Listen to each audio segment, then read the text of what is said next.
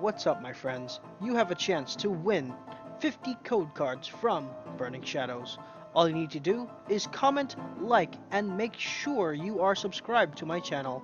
And when we reach 200 subscribers, I will do a drawing from a random comment from a most viewed video with this giveaway clip. Good luck, my friends. The money cards are on my side. What is this card? Oh!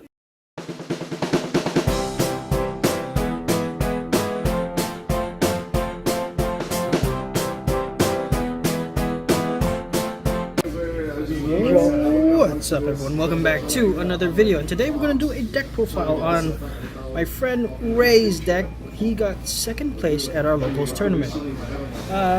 So he's playing. What are you playing today? What did you play today, Ray? Today I played Gardevoir, Sylveon GX. Gardevoir, Sylveon GX. The current meta, one of the current meta decks right now. Yeah. Okay, so let's get into the deck profile. So I played the standard, 4 Ralts, 4 Ralts. Okay.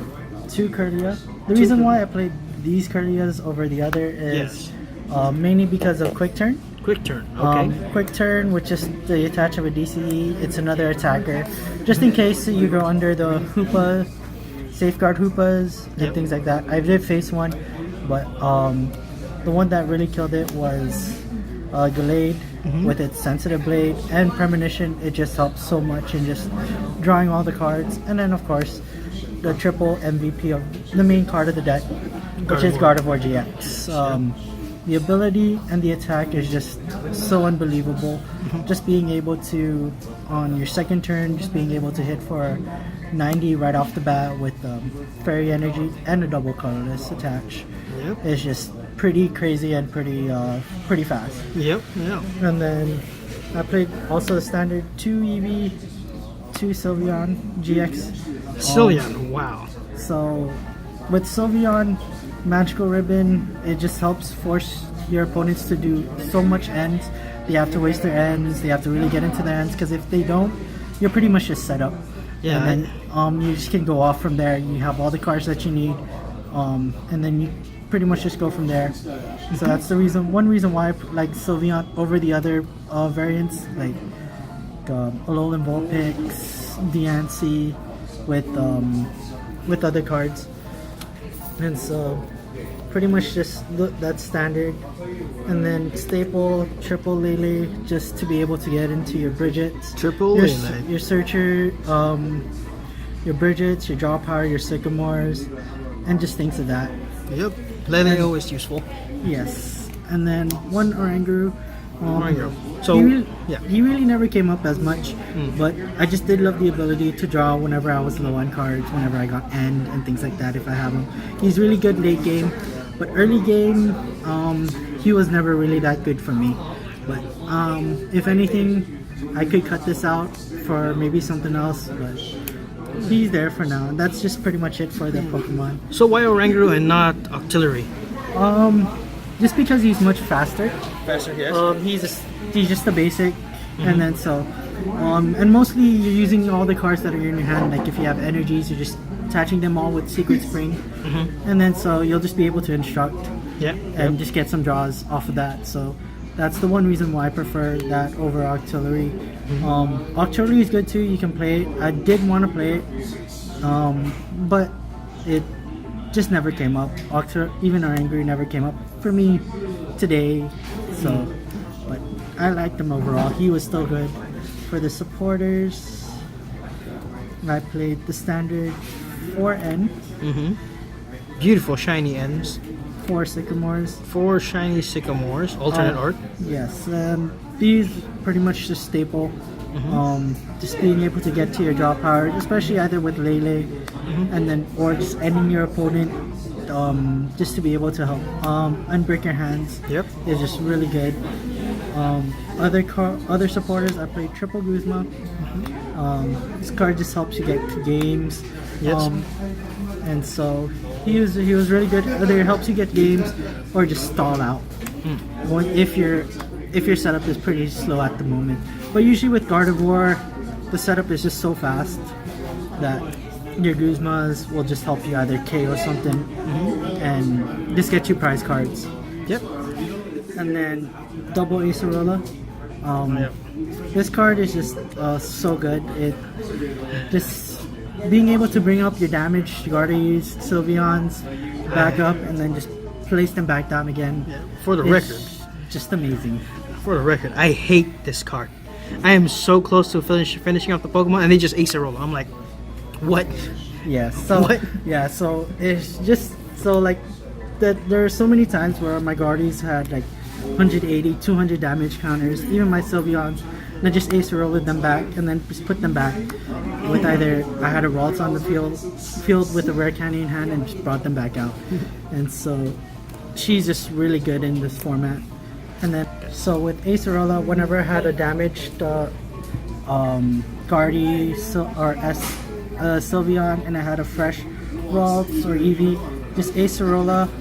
Then if I had rare candy in hand, just bring that same Guardy back up and just go from there again. Just keep hitting for more damage. So Acerola is just really good for that purpose. And then your main setup card, Bridget. Today I prized her a lot. I did want to play 2, but it was fine whenever I didn't see her, because I drew into the cards, I drew into the basics that I needed, and I started out with the correct basics most of the time. There were only like once or twice where I started out with the Lele, but even if I did start out with the Lele, I had an Ultra Ball, or I had another Lele in hand where I can try to get her, or just some other cards to just keep setting up.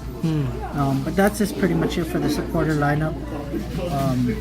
And then for the items, I played 4 Ultra Ball. Ultra Ball, just pretty much standard, just being able to search for your cards. Triple rare candy. Yes. Rare candy. Triple. Only triple. Wow. Yeah, I only played 3. 3 rare candy. Was good. I didn't want to play 4 because it bricked sometimes when I was doing some testing. 3 was just fine. As most of the time you're just searching them out either with your magical ribbon, or you're trying to draw into them through either your supporters. And there are times where you do discard them with the Sycamore, and so you do want to try to get them back. Yeah. And then double Field Blower, just for removing tools or random stadiums. But yeah, that's pretty much. And then double Choice Bands, just to add on more damage, and just go for the knockout. And then double Float Stone, just to be able to retreat for free, and then being able to just go in and out with either your bench Pokemon, especially your Sylveons, or if they try to Guzma you out and just stall, you just Float Stone and bring them back. Bring out your main attacker. And then I played 1 Super Rod and 1 Rescue Stretcher. Wow, 1 Rescue Stretcher and 1 Super Rod. Yeah, so these are just pretty much just used to cycle through all the stuff, because you go through your resources pretty fast, especially your Pokemon and your energies, if anything. And so even with also Twilight GX too from Guardy, you can just recycle everything back. And so I really like these. There are times where I just wanted to play 1 Super Rod just to recycle the fairy energies, but there are also times where I also needed the Pokemon like in my hand, because sometimes they would get an early knockout on my Ralts, and I just Rescue Stretcher the Ralts back and just put it back on the bench. And so that was pretty good. And then I played 1 Parallel City. This card is just so good, especially with combination with Sylveon GX. Like they do their setup, you lower, and it's also good against like a lot of other decks, especially against fire. There's fire decks going around, and also some grass decks. It gets rid of a lot of people's supports if they have supports in the back. Yes, and so yeah, pretty much just use it for that. And then also I did get they did play a lot of Parallel City on me too, so just being able to remove another stadium is just pretty good. And then for the energies, I played 8 fairy energies, pretty standard. Yep, standard. And then 4 double colors, pretty standard. Yep, and that just for 12 energy. Yep. For 12 energy, it's just being able to go ahead and go in and go for the knockout, especially with Guardian. Yes. That's pretty much about it for the deck. One thing I probably would change Yeah. is I would probably maybe add one more stadium, maybe like a Chaos Tower, maybe another Parallel City. Just because one thing I did notice is that if there are a lot of stun decks, especially with statuses and things like that, Guardy does have a bit of a hard time, but and it just takes up more resources. So just being able to prevent that might be good in the future, but we have yet to see. Because once Guardy's all set up, or once the engine's going, it's really hard to stop. And that's the one reason why I love playing this deck. It's just so fun, fast, and just one shots everything. Pretty much. Yeah. Well, thank you so much, Ray, for the deck profile. What would you say was your most hard time? Your most memorable hard time with this? Well, the one thing that did annoy me was the safeguard Hoopa. Safeguard Hoopa, yes. And so that stalled me a lot. But once I was able to get into my Glade and just Sensitive Blade for the KO was just it just really took a while. Yeah, normally people would just use that for the ability, but you know it's cheap. Yeah, Sensitive Blade. because because like as you see a double colorless energy, and if you play a supporter card during this turn, so you're gonna either play an N, Sycamore, Acerola, Bridget, or something like that on that turn. You're likely gonna do the 130, which is enough to knock it out. Yeah, pretty much. But the other matchup is just, well, of course with Espeon, just the status, but that's just only about it. Everything else, it was just pretty much just one-shotted everything. They were just piling energy on it. That Guzma didn't mount, especially when they were in the back setting up. Guzma's out, whatever had the most energy, and just brought out a Guardian and just knocked it out. Well, okay, well, congratulations on second place. And thank you so much for the deck profile. And thank you all so much for watching. And thank you once again, Ray, for the deck profile. We'll catch you all in the next video. Thank you. Bye. Bye.